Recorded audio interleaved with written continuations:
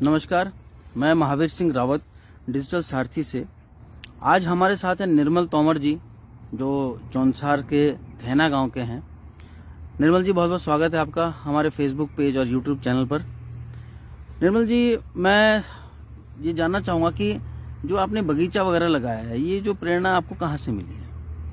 देखिए, ये सब पापा जी का ही है हमारा, जिनके बदौलत हम लोग सीखे हैं। और उन्होंने ये शुरू से लेकर ही हम लोगों को, मेरे को इस फील्ड में वो चाहते थे कि भाई बेटा हमारा आगे भी मेरे साथ सहयोगी रूप में कार्य करे। तो उन्हीं से मैंने ये सब कुछ सीखा और इसी से कार्य करने की प्रेरणा। अच्छा, पहले से ही रुचि थी कि जो है इस जो है आप इसके में बागवानी में काम करें और इसमें क्या नाम नर्सरी वगैरह का जो काम है, ताकि इसको आगे और बढ़ाया जा सके। निर्मल जी, जैसे आजकल जो लॉकडाउन चला है और काफ़ी युवा लोग भी जो है वापस माइग्रेट हुए हैं, गांव की तरफ आ गए हैं और रोजगार नौकरियां कह लो वो भी कम है। क्या करना चाहिए आजकल के युवाओं को, जो है बागवानी किस तरीके से करनी चाहिए? देखिए, इसमें बागवानी की अगर हम बात करें तो बागवानी के साथ में बहुत सारे ऑप्शन और हैं, जिसमें कैश क्रॉप्स की भी हम बात करते हैं या कई सारी चीज़ें। लेकिन जितने हमारे बंजर खेत हैं उनको हमें एक जगह इकट्ठा करके और उसमें हम बागवानी के तौर पे या घर के नज़दीक के जितने भी खेत हैं उसमें प्रयोगात्मक तौर पे भी अगर हम 10, 20 या 50 पौधे की भी अपना लगाएं तो इसको हम बहुत जल्दी से जल्दी कर सकते हैं। और इसमें आज के समय में वैरायटीज़ ऐसी हैं, बहुत सारी वैरायटीज़ ऐसी हैं जो बहुत जल्दी फल देती है। तो इसको हमें शुरू करना चाहिए, चाहे वो 10 ही पौधे हों या 20 पौधे हों। नज़दीक उसमें गड्ढे बनाकर अच्छे से उसकी घेर बाड़ करके और पानी, इनकी सारी सुविधाओं के साथ में उसको हमें शुरू करना चाहिए। क्या लगता है कि युवा जो है करना चाहेगा इस काम को? मतलब आपका जो, मैं व्यक्तिगत अनुभव की बात करूंगा, कुछ जुड़े हैं युवा आपसे? देखो, पहले भी थे, लेकिन जब से कोरोना आया उसके बाद से बहुत ज़्यादा भारी तादाद में कह सकता हूँ मैं कि लोगों का रुझान बना है इस तरफ में, बागवानी की तरफ। क्योंकि जो ये नौकरियां गई हैं या कोरोना से जिनके अपने रोज़गार गए हैं, तो हमारे जितनी भी ज़मीनें बंजर पड़ी थी अपनी खेती, उस तरफ वापस लोग माइग्रेट हो रहे हैं और इस तरफ क्या नाम रुझान है लोगों का, और चाह रहे हैं कि भाई शहरों की तरफ ना जाके अपना वापस दोबारा हम जिन खेती को हम छोड़ के आए उस खेती को फिर दोबारा आबाद किया जाए और इसमें अपना कृषि बागवानी कार्य करें। जैसे हमारी तरफ जो बागवानी करी है लोगों ने, तो विफल रहे हैं। तो आपने कुछ मतलब अपनी तरीके से कुछ शोध करने की कोशिश करी है कि क्यों विफल रहे हैं? इसका मेरा अपना व्यक्तिगत तौर पे या मेरा अपना अनुभव के आधार पे जो मैं आपसे बताने की कोशिश कर रहा हूँ कि सबसे बड़ा जो कारण है वो जानकारियों का अभाव। दूसरा, कैश क्रॉप का जो एक चलन चला था बीच में, अभी भी लोगों को वही है कि कैश क्रॉप पे ज़्यादा फोकस है लोगों का। अब बागवानी में आपको एकदम नहीं मिलता।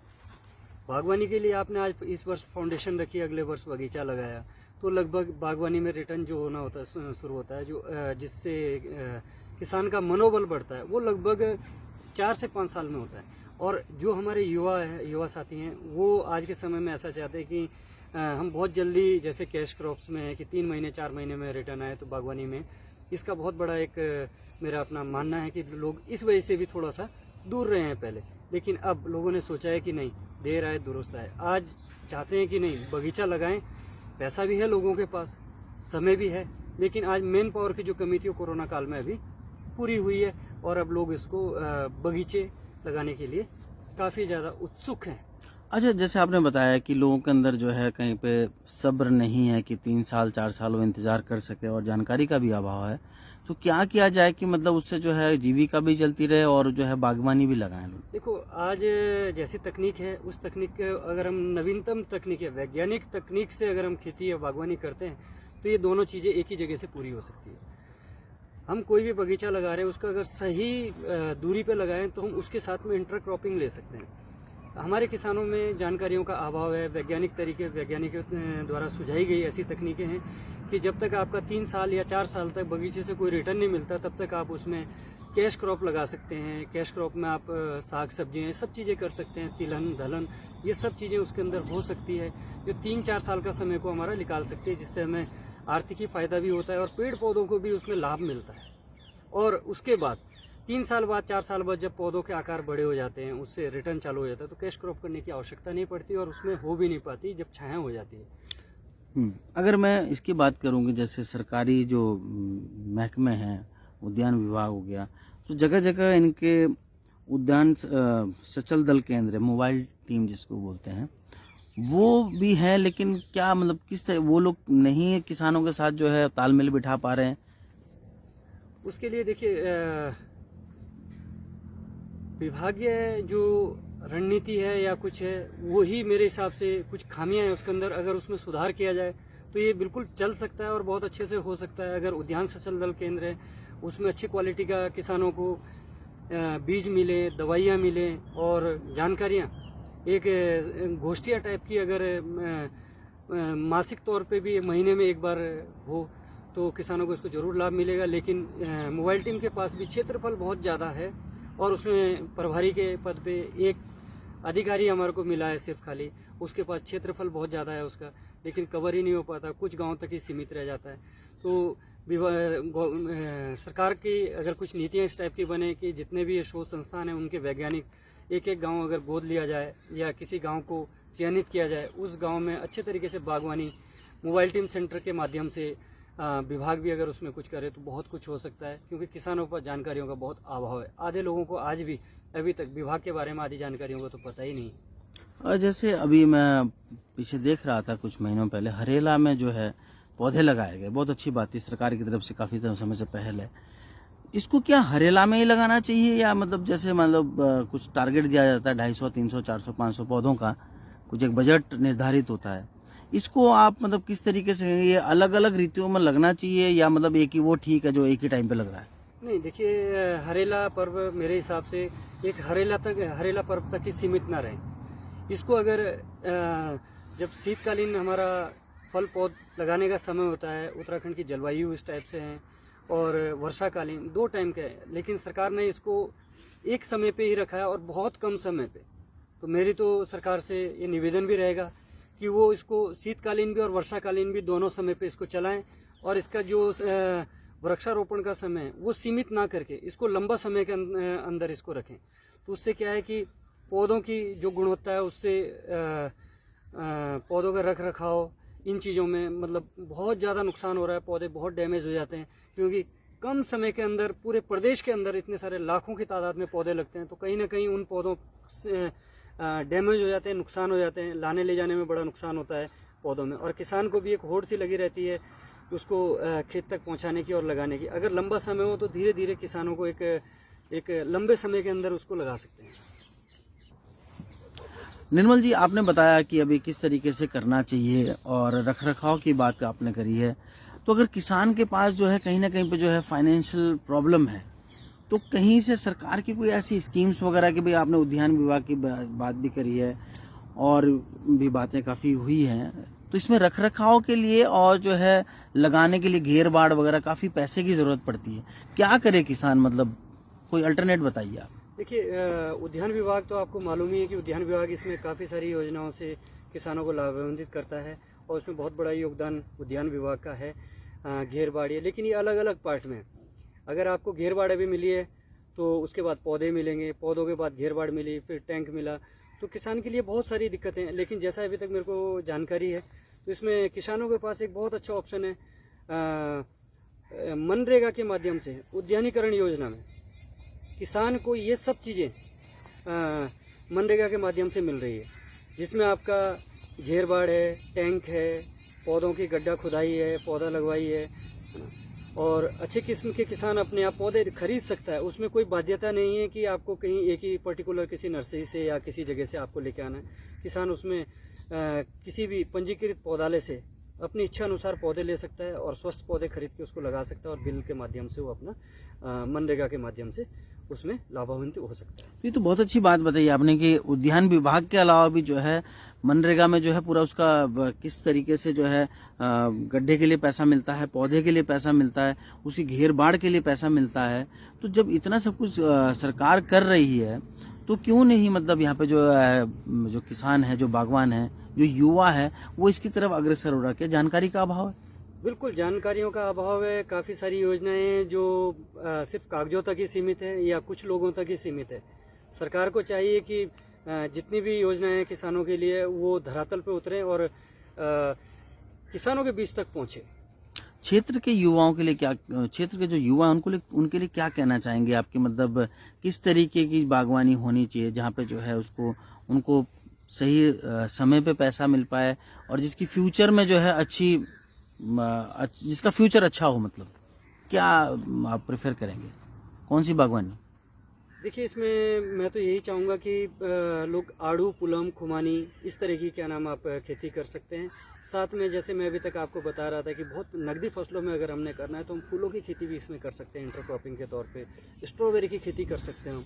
हमारे पास कुछ ऊपर पहाड़ी क्षेत्र में जो ठंडी जगह हैं उसके अंदर हम मशरूम का उत्पादन कर सकते हैं।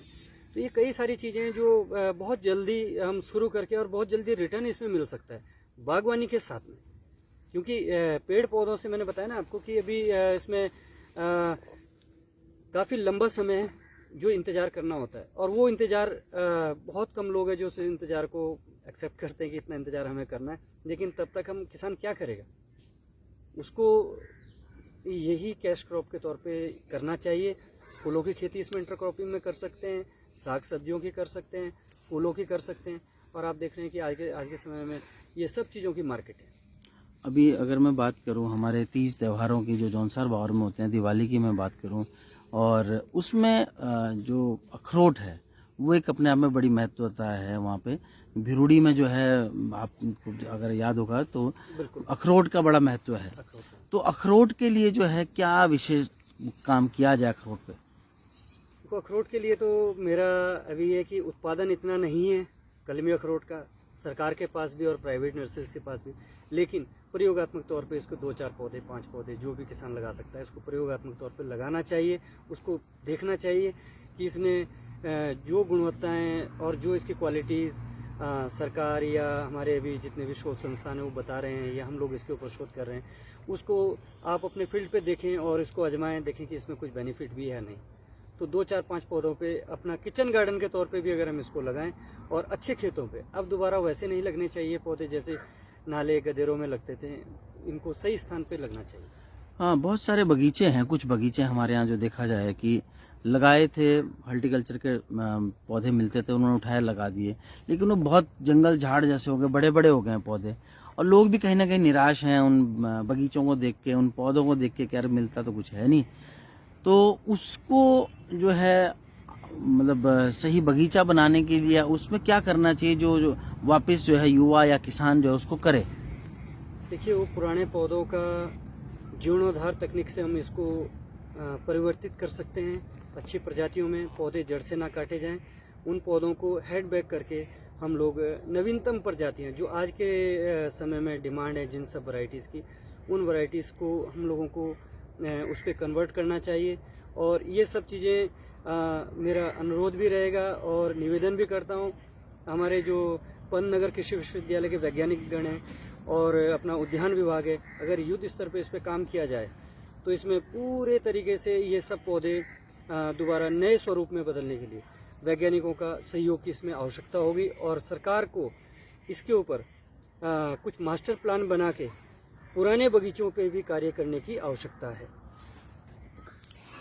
तोमर जी, अंत में मैं ये जानना चाहूँगा कि जो युवा हैं जौनसार बावर के, जो कुछ करना चाहते हैं, कहीं ना कहीं दिल में अपनी आस जगाए बैठे हैं कि यार बागवानी करनी थी, खेती किसानी करनी थी, उनके लिए क्या संदेश देना चाहेंगे आप?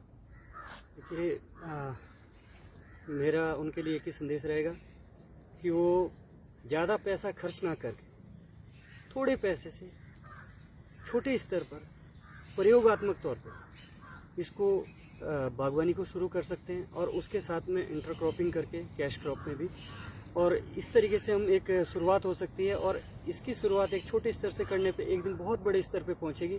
उससे अपने आप को जानकारियाँ भी बढ़ेगी। जब आप छोटे स्तर पे काम करेंगे, ज़्यादा पैसा खर्च नहीं करना है, कम पैसों में ही हम प्रयोगात्मक तौर पे 2 साल 3 साल के अंदर बहुत अच्छा एक अपने आप को अनुभव ले सकते हैं। उसके बाद हम इसको लार्ज स्केल पे हम इस पर कार्य। तोमर जी, अगर किसी की समस्या आ जाती है इस बागवानी को लेके, इस कृषि को लेके, तो उसका निवारण आप कैसे कर सकते हैं? उसके लिए आप मैसेज कर सकते हैं, फ़ोटोज़ खींच के भेज सकते हैं और छोटी वीडियो बना के भेज सकते हैं डिजिटल सारथी के माध्यम से, और मैं कोशिश करूँगा उसका निवारण करने की। बहुत बहुत धन्यवाद तोमर जी आपका। धन्यवाद डिजिटल सारथी, आप लोगों का सहयोग मिला उसके लिए बहुत बहुत धन्यवाद।